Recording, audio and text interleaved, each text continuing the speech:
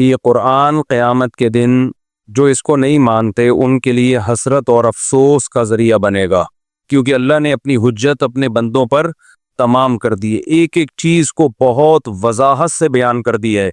उसके बाद भी अगर किसी की समझ में ना आए तो वो बदबख्त है। व इन्नहु लहक्कुल यकीनी फसब्बिह बिस्मि रब्बिकल अज़ीम।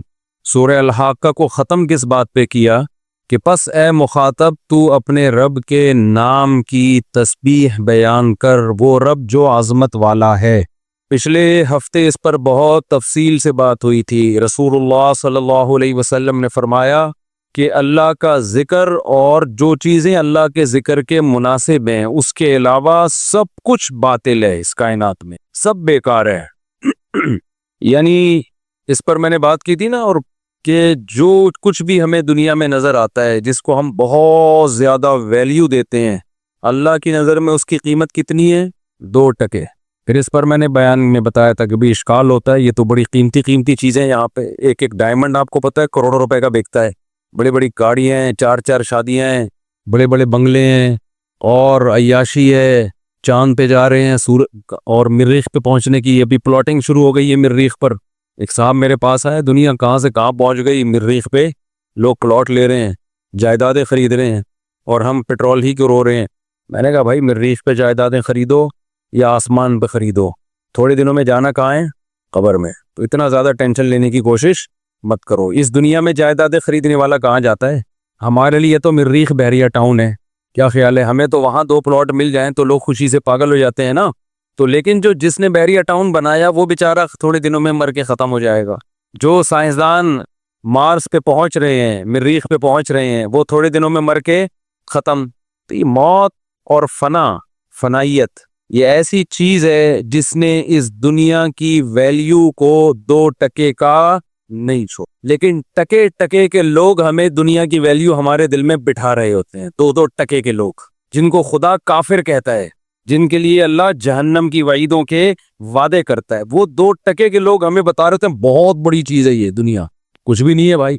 इस पर फिर एक इश्काल होता है ना कि फिर छोड़ दे दुनिया, तो उसको मैंने जवाब दिया था मैं, ताकि ये जो आज का बयान है ना पिछले बयान से इसका लिंक हो जाए। इसलिए मैं थोड़ा सा, जिन लोगों ने ड्रामे देखते थे ना, पहले ड्रामों की किस्तें आती थी, तो जब जो छठी किस्त से शुरू कर रहा है तो वो शुरू में देखता था पुरानी 5 किस्तों का खुलासा नजर आ जाए कहीं उसको।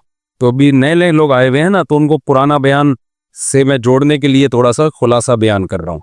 बाज़ दफ़ा वो खुलासा ही दोबारा बयान हो जाता है, तो कोई बात नहीं, कोई गलत बातें तो हो नहीं रही हैं। टके टक्के की दुनिया की अगर आपकी नज़र में बार बार रिपीट करने से दुनिया की वैल्यू 2 टके की हो जाए तो फ़हुवल मराम, वो तो मकसद है ना। दुनिया की नफ़ी जितनी ज़्यादा की जाए उतना सेहत के लिए अच्छा है, जिस्मानी सेहत भी और दिमागी सेहत भी। ये खूब समझ लो, दुनिया कमाने से इंसान की टेंशन ख़त्म नहीं होती, टेंशन ख़त्म होती है मोहब्बत से, सॉरी टेंशन पैदा होती है मोहब्बत से और ख़त्म होती है दुनिया की मोहब्बत ख़त्म करने से। देखो आपका किसी से इश्क हो गया, आपको शादी उसकी कहीं और होने वाली थी या हो रही है, आप टेंशन में जाओगे ना, क्या ख्याल है भाई? लेकिन अगर आपको कोई अच्छी नहीं लग रही, आपके अब्बा ने वहां आपसे पूछा कि तेरी शादी करा दूं, आपने कहा मुझे बिल्कुल पसंद नहीं है, अब उसकी कहीं और हो रही है, आप टेंशन में जाओगे? अब बोलोगे अच्छा मेरी जान छूट रही है यार, अच्छा है, ऐसा ना हो मुझे कोई पहना दे। तो जिस चीज की वैल्यू आपके दिल में होती है उसे चाहने की फिक्र भी होती है, उसके छूट जाने का गम भी होता है। दुनिया में आज जितनी टेंशनें हैं, जितने गम हैं, उनके पीछे कोई ना कोई चाहत है। जो चाहत आपकी पूरी नहीं हो रही होती, उस बेस पे आप गम और टेंशन में जा रहे होते हो। तो एक हल तो ये है कि आपकी सारी चाहतें पूरी करवा दी जाएं ताकि टेंशन ही ना हो। ये किसी के बाप में भी इस दम नहीं है। दुनिया में कोई ऐसा इंसान पैदा ही नहीं हुआ है जिसकी हर चाहत अल्लाह ने पूरी की हो, ये मुमकिन ही नहीं है। कि आप ये चाह रहे थे ये भी मिल गया, वो चाह रहे थे वो भी मिल गया, ये चाह रहे थे वो भी मिल गया, वो चाह रहे थे वो भी मिल गया, ये ऐसा नहीं होता भाई। ऐसा करेंगे तो कोई भी नहीं आएगा, ऐसा करेंगे तो कोई भी नहीं आएगा, और नहीं करेंगे ऐसा तो सब आ जाएंगे फिर, ठीक है ना। तो एक हल ये होता है कि उन चाहतों को मुसल्लत ही ना किया जाए भाई। तो मैं ये अर्ज कर रहा था कि पिछले बयान में मैंने ये बात कही थी ना कि जब कुछ है ही नहीं, इस दुनिया की कोई हैसियत ही नहीं है, तो हम फिर थोड़ी जितनी है वो भी ना रखें। फिर हम क्यों अच्छे खाने की फिक्र करते हैं, अच्छे लिबास की फिक्र करते हैं, अच्छे घर की फिक्र करते हैं। तो मैंने बताया था ना कि मुसाफिर खाना है, मुसाफिर खाने में सफ़र अच्छा गुजर जाए तो ज़्यादा सहूलत से गुजर जाता है। और इन्नलिल्लाहि इबादन फुतना तल्लक़ुद दुनिया व ख़ाफ़ुल फ़ितना नज़रू इलैहा फ़लम्मा अलिमू अन्नहा लैसत लिहय्यिन वतना जालूहा लुज्जतन वत्तख़ज़ू सालिहल अमाली फ़ीहा सुफ़ुना। इमाम शाफ़ी का बड़ा ख़ानदानी शेर है कि अल्लाह के कुछ अक्लमंद बंदे ऐसे हैं, इन्ना लिल्लाहि इबादन फुतना तल्लक़ुद दुनिया व ख़ाफ़ुल फ़ितना, उन्होंने दुनिया को तलाक दे दी इसलिए कि उनको डर था ये हमें बर्बाद करेगी। जब उन्होंने देखा ना लोग फला भी टेंशन में, फला भी टेंशन में, फला डिप्रेशन में, उसको डिप्रेशन इस चीज़ की कि वो नहीं मिली, उसको इस चीज़ की मेरा बहरिया टाउन में प्लॉट नहीं है, उसको इस चीज़ की कि मेरी सेहत क्यों ठीक नहीं हो रही, दवाएं खा रहा हूँ पेट ही ठीक नहीं हो रहा, कैंसर ठीक नहीं हो रहा। मैंने कैंसर की पेशेंट भी पागल होते हुए देखे हैं जिनको डॉक्टरों ने बता दिया आप 6 महीने तक जिंदा रहेंगे, उसके बाद मर जाएंगे, वो बेचारे पहले ही मर गए गम से। तो 20 किस्म के गम है इंसान को, और आप समझते हो गरीबों में गम ज्यादा है, ये बिल्कुल गलत है। गमों का रेशो दौलतमंदों में ज्यादा है। आज एक नफसियाती डॉक्टर आए ना, बाहर मुल्क में पढ़ रहे हैं, अभी लड़का है बन रहा है, तो मैंने उसको, वो मुझे कह रहे थे कोई नसीहत करे, मैंने एक नसीहत की। मैंने कहा देखो नफसियाती डॉक्टर के पागल होने का चांस दूसरों से ज्यादा होता है, नफसियाती डॉक्टर के पागल होने का चांस दूसरों से ज्यादा होती है, ये ध्यान में रखना। क्योंकि नफ्सियात बहुत पेचीदा इल्म है, इसके लिए जब तक एक्स्ट्रा ऑर्डिनरी कोई ज़हीन ना हो ना उस वक्त तक पढ़ना ही नहीं चाहिए। इसमें बहुत ज़्यादा कोई ज़हीन होगा ना तो ये पढ़े इल्म, वरना वो, क्योंकि बहुत सी सादा चीज़ों को जब हम पढ़ते हैं ना तो पेचीदा होती चली जाती हैं, वो तो क्या होती चली जाती हैं पेचीदा। तो इसलिए दिमाग है तो पढ़ो, वरना खुद पागल हो जाओगे। दूसरी बात ये, पढ़ना चाहिए, मैं ये नहीं कह रहा कि नहीं पढ़ें, बड़ी काम की चीज़ें भी होती हैं उसमें, लेकिन खोपड़ी जिसकी होगी वो पढ़े, वरना नहीं पढ़ो भाई। नॉर्मल रहो, सीधे सीधे नहीं पागल हो गए इंशाल्लाह। ऐसा ना हो दूसरों का इलाज करते करते खुद क्या हो जाओ, खुद आड़े तिरछे हो जाओ। तो ये बहुत ज़हीन लोगों का काम है नफ्सियात पढ़ना। दूसरी बात ये कि नेचर से कभी बगावत नहीं करना, क्योंकि ये लोग बाहर की यूनिवर्सिटियों में पढ़ रहे हैं। मैंने कहा गोरा खुद पूरा ठीक नहीं है, वो तुम्हें कहाँ से ठीक करेगा पूरा, वो खुद आड़े तिरछे हैं। डिप्रेशन के पेशेंट हमारी निस्बत वहाँ ज्यादा है, खुदकुशी का रेशो हमारी निस्बत वहाँ ज्यादा है, तो वो अपनी सोसाइटी को तो बचा नहीं सका, हमें क्या बचाएगा वो। तो मैंने कहा वजह उसकी ये कि नेचर से बगावत। किससे बगावत है? नेचुरल लाइफ तो हमारी है, उनकी थोड़ी है। अच्छा, फिर मैंने बताया कि देखो बच्चों में नफसियाती बीमारियों का केसेस मालदारों में ज्यादा है, गरीबों में कम है।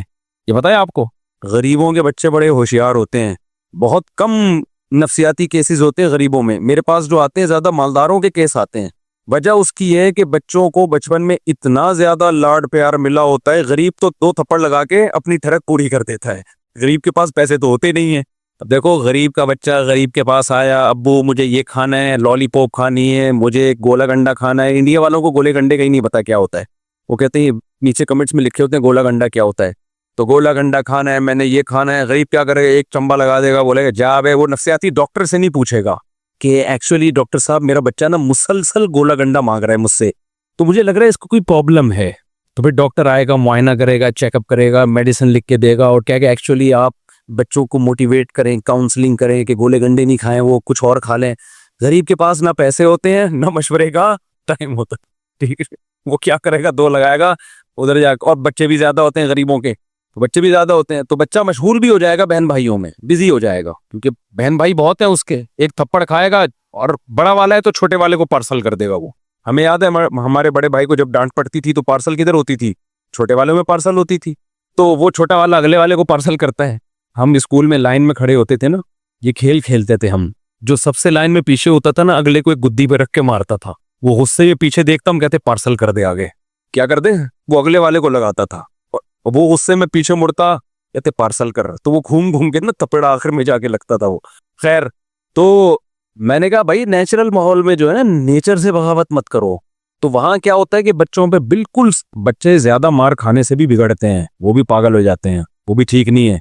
लेकिन लाड प्यार से भी क्या हो जाते हैं, बहुत ज्यादा लाड प्यार, कुछ बोल ही नहीं रहे उनको, तो वो भी तो वजह उसकी है कि देखो जैसे आपकी बॉडी का एक इम्यून सिस्टम है ना, अगर आप बहुत ज्यादा बचने की, सेहत की फिक्र करते हो तो आपका इम्यून सिस्टम इतना ज्यादा खराब हो जाता है कि फिर कभी कोई जरा सी कोई उल्टी सीधी चीज गई आप बीमार, यानी आप में वही बर्दाश्त करने की ताकत ही नहीं रहती। तो बिल्कुल इसी तरह दिमाग की हालत है कि जिस खोपड़ी ने कभी टेंशन ना उठाई हो बचपन में, उसमें फिर टेंशन बर्दाश्त करने की ताकत खत्म हो जाए। बच्चा जब बन रहा होता है ना, हर चीज उसमें उसके सॉफ्टवेयर बन रहे होते हैं, अगर उसको टेंशन ही नहीं दी है तो टेंशन बर्दाश्त करने वाले सॉफ्टवेयर पैदा ही नहीं होते उसमें। पैदा बचपन में ही हो जाएंगे जो होना है, फिर वो टाइम के लिहाज से अपग्रेड होते रहते हैं।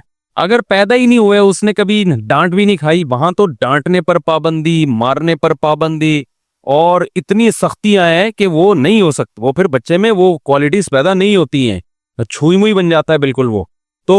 और फिर बदतमीज भी बन जाता है बाज दफा बच्चा, बाप का एहतराम ही नहीं जानता, माँ का एहतराम ही नहीं जानता, बड़े मसाइल हो जाते हैं। तो मैंने कहा भाई आप क्योंकि वहां पढ़ रहे हो ना बाहर मुल्कों में, तो ऐसा ना हो कि आप उन्हीं को हर चीज में अपना बाप मानना शुरू कर दो। और जो इस्लाम ने एक बैलेंस हर चीज में रखा है, हमारे नबी ने तो हमें हुक्म दिया कि बच्चा 7 साल का हो तो नमाज का हुक्म दो, जब 10 साल का हो जाए फिर भी नहीं पढ़ता, अब उसके चित्रौल लगेंगे। अब नहीं होता कि बेटा तू क्या खिला हम रहे हैं, हर वक्त गोले गंडे के कभी पैसे मांगने आ जाता है, कभी क्या, तो नमाज तो पढ़ कम से कम तू। बच्चा जब नमाज पढ़ेगा तो अल्लाह का हक पहचानेगा, तो माँ बाप का हक भी पहचानेगा, सोसाइटी के हुकूक भी पहचानेगा। तभी उन लोगों में, उस कल्चर में तमाम हुकूक खत्म, सिर्फ रियासत के और स्टेट के हुकूक रह गए हैं। उस पर उन्होंने पकड़ा हुआ है उनको कि रियासत की मान के चलो। लोग टैक्स टाइम पे देते हैं, इस पे फख्र है। इस पे फख्र नहीं है कि बाप को एक ढेला नहीं खिलाते। हमारे यहाँ टैक्स नहीं देगा, गलत कर रहा है, लेकिन जितना टैक्स बनता है ना उससे 20-40 गुना ज्यादा अपने माँ बाप को खिला चुका होगा। हमारे यहाँ टैक्स टाइम पे नहीं देगा, लेकिन उससे 20 गुना ज्यादा बहन भाइयों को खिला चुका होगा, बच्चों को खिला चुका होगा, बीवी को खिला चुका होगा, गरीबों को खिला चुका होगा, पड़ोसियों को खिला चुका होगा, ईदी सेंटर में जमा करा चुका होगा, मदरसों में दे चुका होगा। 20-20 साल से हमने ऐसे ताजरों को जानते हैं, हजार मदरस बच्चों के ना खाने 2 टाइम का खिला रहे हैं वो अपने खर्चे पे। ये तो टैक्स से 20 गुना ज्यादा रकम बनती है। समझता है बात को? टैक्स क्यों नहीं देते लोग? वजह उसकी है कि लोगों को पता है कि टैक्स हम पे इस्तेमाल ही नहीं होता ना। तो अगर हुकूमत सही हो जाए ना तो लोग मेरा ख्याल है टैक्स भी देना शुरू कर देंगे शायद, वल्लाहु आलम। चलो अब आगे चलते हैं हम।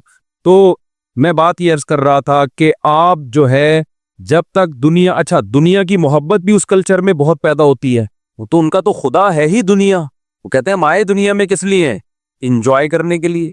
तो जब आपका दिमाग ही ये बन जाएगा दुनिया है ही मजे की जगह, तो ये दुनिया में सबसे पहला अजाब पता है क्या मिलता है? यहाँ मजे के अलावा सब कुछ मिलता है। आप ये अल्लाह का ने निज़ाम ऐसा बनाया है, दुनिया का सिस्टम ऐसा बनाया है कि जो मजे के लिए ख्वाहिशात के पीछे भागेगा उसको मजे के अलावा सब कुछ मिलेगा।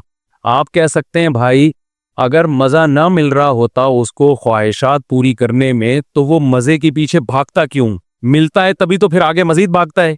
और आप कह रहे हैं कि ख्वाहिशात पूरे करने से मजा, बोलो, नहीं मिलता। देखो इसकी मिसाल ऐसे है, जैसे मैं बार बार एक मिसाल समझाता हूँ, चरसी और हीरोइनची ज्यादा मजे में होते हैं या वो लोग जो हीरोइन और चर्स नहीं पीते? बोलो ना। चरसी हीरोइन ज्यादा मजे में होते हैं, वो ज्यादा मजे में होते हैं, तो फिर आप चरसी बन जाओ। है नहीं, होश नहीं होता उनको, वो मजे में नहीं होते, सिर्फ उस वक्त मजे में होते हैं जब पी रहे होते हैं। जब क्या कर रहे होते हैं? पी रहे होते हैं। वरना उनकी जो हालत होती है ना, जिस तरह से वो, हमने तो हीरोइनची कराची में जो भी रहेगा हीरोइनची बहुत देखेगा वो। अब पता नहीं कहाँ चले गए, या तो इंतकाल हो गया है सबका हीरोइन पी पी के, अब इतने नजर नहीं आते, पहले बहुत नजर आते थे हीरोइनची। या बरसाती नाले ही टूट गए हैं, यानी हीरोइनचियों की बैठने की जगह भी अब नहीं बची हैं। पहले हीरोइनची बहुत होते थे, हमें नजर आते थे, ऐसा जिस्म टूटता है ना उनका, ऐसे अजाब में होते हैं। तो हम सिर्फ उनका थोड़ी देर का मजा देखते हैं कि यार कितने मजे में है, सुकून में है। भाई वो उस मजे ने उसके मजे खराब कर दिए हैं। जो हीरोइन नहीं पीता वो नॉर्मली किस में होता है? खुशियों में होता है, सुकून में होता है। सारा दिन ना मिले कुछ भी नहीं है, मजे से बैठा रहेगा वो। दुनिया की ख्वाहिशात के पीछे भागने वाले की मिसाल ऐसे है। जब